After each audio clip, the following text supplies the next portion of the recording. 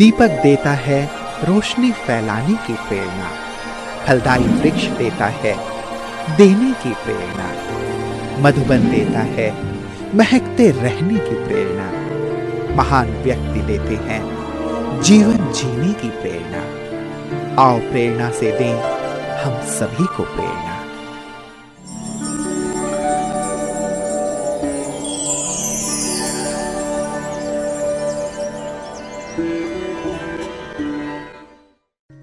मेहकर भारतीय राज्य महाराष्ट्र के बुल्ढाणा जिले में स्थित एक टेबल टॉप तहसील और नगर पालिका परिषद है।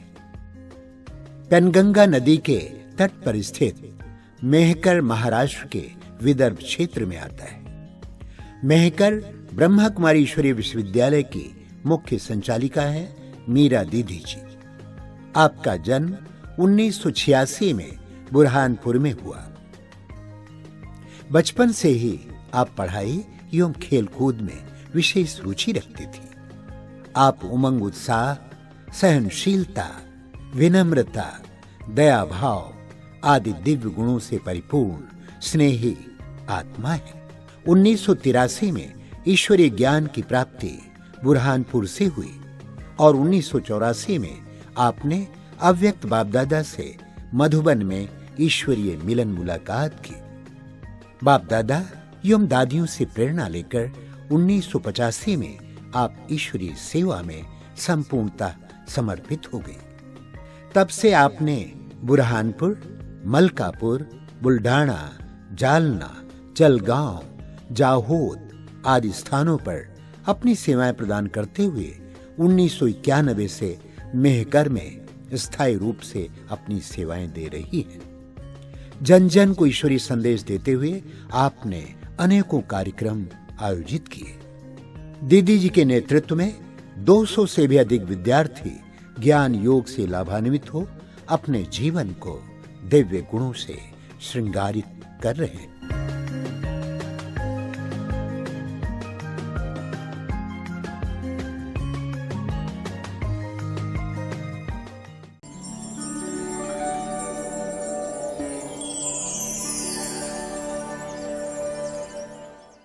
लौकिक जन्म मध्य प्रदेश में नेपानगर में हुआ और बाल्यकाल में ही आध्यात्मिकता में रुचि रही। तो हम 7 क्लास में थे, तब से ही हमें एक विशेष कशिश होने लगी थी कि परमात्मा कैसा है और कैसे हमें दिखता होगा, कैसे हमसे बात करता होगा।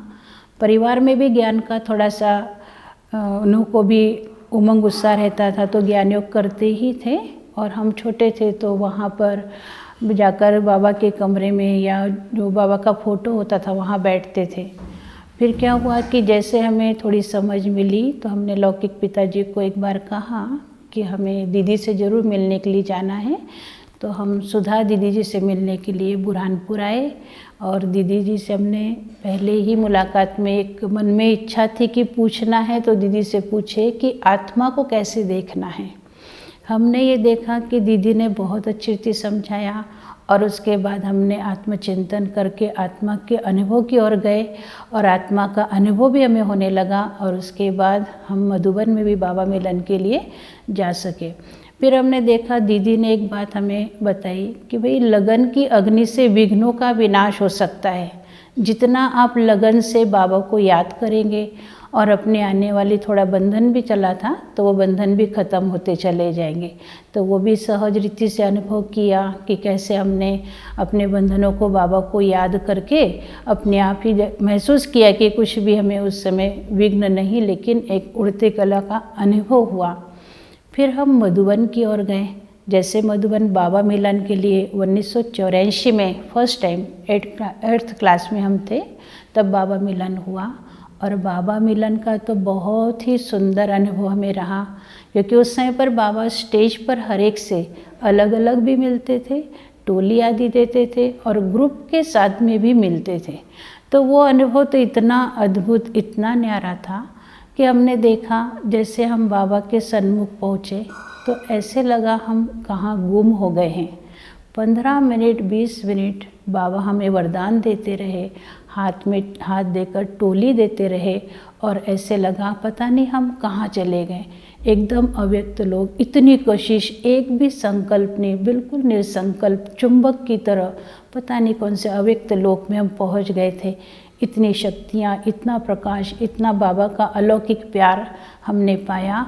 और उसके बाद तो फिर तो हमको बहुत ही बाबा की एक मदद मिलती गई, शक्ति मिलती गई। और उसके बाद बाबा ने वरदान में हमें कहा कि बच्चे कल्प कल्प की विजयी आत्मा हो, निर्विघ्न आत्मा हो और ये कल्प में फिर रिपीट भी होना ही है। ऐसे बाबा के सुंदर महावाक्य वरदान के रूप में हमने पाए। और उसके बाद हम जैसे फिर वापस आते हैं तो फिर और भी क्लास स्कूल आदि पढ़ना था तो 11 क्लास तक स्कूल किया। उसके बाद हम सेंटर पर आए और उसके बाद का एक और अनुभव जैसा एक रहा कि हमारे लौकिक पिताजी ने शरीर छोड़ा। तो उस समय पर हमने देखा कि हम बाबा के कमरे में गए, शायद अष्टमी का दिन था और उस समय पर हमने देखा कि बाबा, हमें बहुत बेचैनी हुई और हमने बाबा के कमरे में जाकर योग किया। दोपहर का 3 बजे का टाइम था। तब मैंने बाबा से बहुत सुंदर साक्षात्कार, बाबा की भृगुटी में एक महाज्योति का रूप देखा। तो मैं सोच रही थी कि ये क्या देख रही हूँ, शायद मैं आंखें चालू बंद करके देखने लगी डबल से कि क्या गलत कुछ क्या देखा मैंने। तो एक बहुत तेजस्वी ज्योति थी। और इसके पहले वाला जो जीवन था मेरा, तो वो एक लौकिक में मोह के रूप में लौकिक पिताजी से बहुत आकर्षण मोह था। तो समझती थी शायद इनके बगैर हम कभी जी नहीं पाएंगे अगर ये चले जाएंगे। लेकिन अलौकिक पिता शिव बाबा का मैंने अनुभव देखा कि उस समय जब बाबा का वो स्वरूप में देख रही थी तो इतनी शक्तियाँ, और शाम को हमें मालूम पड़ा कि लौकिक पिताजी ने अष्टमी के दिन शरीर छोड़ दिया। फिर हम गए घर पर, तो जाना तो था ही, लेकिन जैसे ही घर पे गए तो एक अनुभव मैंने देखा कि बाबा ने मेरे संकल्पों का स्विच एकदम ऑफ कर दिया था। एक संकल्प भी मुझे नहीं चल रहा था। और नहीं तो ये इतनी बड़ी परीक्षा मेरे लिए शायद कठिन लग रही थी मुझे, ये मैं कैसे पार कर पाऊंगी। लेकिन वो देखा मैंने कि उनका अंतिम समय जो भी क्रियाएं होती वो सब किया और औरों को भी एक बाबा की शक्ति से मैं समझा सकी। और एक बाबा का मुझे एक महसूसता ये रही कि नहीं, कोई और शक्ति सदैव हम सबके साथ हैं और उसके साथ से ये सारी परिस्थिति हम पास करते गए। फिर हम दीदी जी को जैसे देखते थे तो हमें लगा कि देखो बहनें कितनी सेवा कर रही है, तो हमें भी ऐसी सेवा जरूर करनी चाहिए। तो पहले ही मिलन में हमने दीदी से ये प्रेरणा जब प्राप्त की थी, दीदी को देखा था, तो हमें भी लगा कि हम तो ज़रूर दीदी जैसा बनेंगे। और जैसे समय मिलता, छुट्टी हो जाती थी तो सेंटर पर आते थे और 88 में फिर हम समर्पित होकर के बाबा की सेवाओं में लगे। दीदी के द्वारा हमें प्रेरणा मिली और लगा कि हमें भी सेवा जरूर करनी चाहिए। जैसे बहनें घर में भी आती थी तो वो उनकी जो सेवा भावना, उनका जो ज्ञान सुनाने का तरीका था वो बहुत अच्छा लगता था। उनका जीवन बहुत आकर्षण में लगता था और लगा कि हमें भी इन बहनों से त्याग तपस्या करके बाबा की प्रत्यक्षता जरूर करनी है, क्योंकि बाबा के अलावा तो कोई भी प्रत्यक्ष करने जैसा है ही नहीं। और वो हमें बहुत लगन लगी और हम बाबा की सेवा में ऐसे समर्पित हुए। तो ऐसे तो हम फिर बाबा के तो बहुत अनुभव करते रहे। और ख़ास बाबा ने जहाँ हमें निमित्त बनाया, यहाँ तो बहुत सारे हमें ऐसे विपरीत परिस्थितियों में परीक्षाएं आती रही और हर परिस्थिति, हर परीक्षा में बाबा की हमने मदद का महसूस किया। हमेशा महसूस करते थे कि भाई कभी कोई साथ नहीं मिल पाता था, लेकिन बाबा अचानक में वो बातें पूरी कर देते थे। और हर समस्या में हम सिर्फ बाबा और बाबा के भरोसे ही हर कार्य करके एक विजयी का अनुभव करते रहते हैं। दादियों के साथ जैसे बहनें हम एक बार मिलने गए थे, तब प्रकाश मणि दादी जी के साथ मिल रहे थे हम लोग। तो वहाँ पर सब बहनें थी और हमने देखा कि दादी के मुख से एक शब्द हमने सुना था कि दादी जी ने कहा, सब बहनों को तो था ही कि बाबा से सबने साकार में मिलना चाहिए था। तो फिर दादी ने कहा कि मैंने आप लोगों के ग्रुप को देख कर के ये देखती हूँ कि जो बाबा के समय बच्चे थे वो एडवांस पार्टी में जो थे बच्चे वो चले गए, तो वही आप लोग सब रिपीट होकर के आए हो। ऐसा दादी का हमको ये महावाक्य बहुत ऐसे फील होने लगा कि सचमुच में हम बाबा के समय भी थे, लेकिन उस समय और शरीर में होंगे और फिर वो शरीर नहीं साथ दे रहा होगा तो शायद शरीर छोड़कर सब बहनें फिर से बाबा के बन गई। तो ये मुझे बहुत अच्छी लगी थी उस समय पर दादी के साथ की बात कि सब फिर से पार्ट बजाने साकार बाबा के समय के बाद में वापस आए हुए हम बच्चे, ऐसा हमको फील हुआ था उस समय पर। और गुलजार दादी जी का भी हमने जब बुरहानपुर में आना हुआ था तब दादी जी का भी बहुत बहुत अच्छा अनुभव हमने देखा कि दादी सब परिवार के साथ में मिलते थे, तो उस समय पर पूरे परिवार से भी मिले और उस समय पर दादी जी ने कहा था कि भाई आप हमारे साथ सेवा के लिए भी चलो। वो भी एक दादी जी का था, लेकिन ड्रामा में वो पार्ट नहीं था तो हम फिर इधर ही सेवा करते रहे। दीदी हम लोग बहुत छोटे छोटे थे तो दीदी शायद उस समय पर नहीं भेज पाए थे। सुधा दीदी जी के साथ का बहुत अच्छा अनुभव। दूसरा मंगला दीदी जी भी हमेशा हमें गाइड करते रहते और दीदी जी का तो पहला पत्र मुझे मिला था घर में ही, लेकिन दीदी उस समय पर हम दीदी को नहीं देख पाए थे, मंगला दीदी को, और दीदी जी हमें नहीं देख पाए थे, लेकिन दीदी ने कहा था कि कल्प पहले भी आपको हमने ज़रूर देखा है, मिले हैं और फिर से हम अभी आएंगे। फिर तो हम आए सेंटर पर, तो दीदी ने तो हर छोटी बड़ी सब बातें सिखाई और वो हमने सीख करके अनुभव किया कि हर समय उन्नति ही उन्नति होती रही।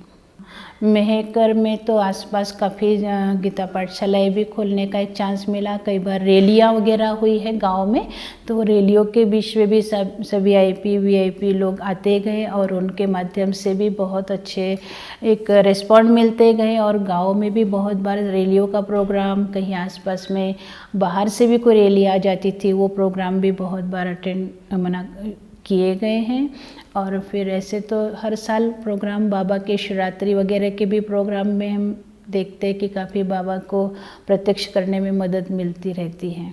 अभी तो खास बाबा का इशारा जो है तो हम ये समझते हैं कि अपना अव्यक्त स्वरूप हमें बनाना है। बाबा जो कहते हैं विदेही अवस्था, तो विदेही अवस्था पर विशेष फोकस रखते हैं कि हम दिन में निरंतर अपना आत्मिक स्वरूप बना करके ही रखें और बाबा की याद से बाबा की किरणें समस्त विश्व में भी फैलाते रहे, ये विशेष धारणा रखते हैं। और व्यर्थ से सदैव मुक्त रहने का भी पुरुषार्थ करते हैं और सभी को भी अटेंशन दिलाते हैं कि बस बाबा और बाबा को ही याद करके अपनी शक्तियों को हमें निरंतर बढ़ाते ही रहना है। वर्तमान समय यही होता है कि व्यर्थ से सदैव मुक्त रहे और सबसे बाबा की दुआएं देने का जो बाबा ने विशेष अभी मुरली में भी याद दिलाया, तो वो भी रखते हैं कि भाई संकल्प में भी हम किसी के लिए कोई ऐसा न सोच पाए जो हमें वापस रिटर्न में उसका नेगेटिव फल मिले, इसलिए सबके लिए दुआएं देते हैं और दुआएं लेने का विशेष पुरुषार्थ, अव्यक्त स्वरूप बनाने का पुरुषार्थ और बाबा की हर समय याद करके बाबा के वतन का अनुभव करने का खास पुरुषार्थ करते रहते हैं। अंतिम समय के लिए हम यही सोचते हैं कि जैसे बाबा एक सेकंड में अव्यक्त हो गए, नष्ट मोहा बने, तो हमारा भी ये पुरुषार्थ रहे कि बाबा हमेशा कहते कि कभी भी अंतिम समय आ सकता है, इसलिए हम हर घड़ी हम समझते कि हम हमेशा लाइट के शरीर में रहे और पता नहीं कब क्या पार्ट होता है, तो हम अव्यक्त बनकर बाबा के पास पहुंच सकेंगे। तो अव्यक्त स्थिति बना करके आत्म स्थिति में रहने के लिए विशेष फोकस करते रहते हैं कि बाबा जैसे अव्यक्त रूप में अंतिम समय में रहे और सभी को अनुभव भी होते गया, ऐसे हम अपना अव्यक्त स्वरूप बनाकर रखेंगे, आत्मिक स्वरूप बनाकर रखेंगे, फरिश्ता स्वरूप बन करके रहने का पुरुषार्थ करते हैं। और जैसे बाबा कहता है कि बच्चे आप यहाँ भी रहो तो फरिश्ता स्वरूप में ही रहो और फरिश्ता स्वरूप ही सेवा करेगा, तो ये फरिश्ता स्वरूप का अभ्यास करने का विशेष अटेंशन रखते हैं।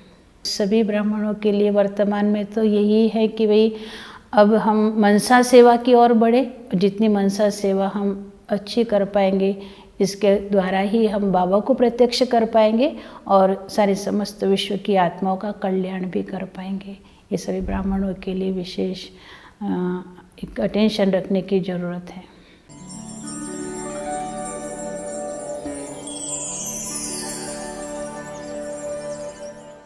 दीदी जी मिलनसार हमेशा रहते हैं हर सेवा में दीदी का हाजी का पाठ होता है। सेंटर पर कैसे भी भाई बहन आते हैं, लेकिन सभी के साथ दीदी का व्यवहार एक साथ समान रूप से हमने अनुभव किया है। वन मैन आर्मी होते हुए भी दीदी हमेशा सभी को प्रेरणाएं देती रहती है और सभी को साथ लेकर दीदी चलते हैं। मी इथे नेहमी येते, दीदी मला नेहमी बोलवतात। दीदीचा स्वभाव खूप छान आहे। आम्ही माउंट आबोला जाण्याचा पण विचार करत आहे। दीदी खूप छान आहेत इथल्या, नेहमी कार्यक्रमाला मला बोलवतात त्या।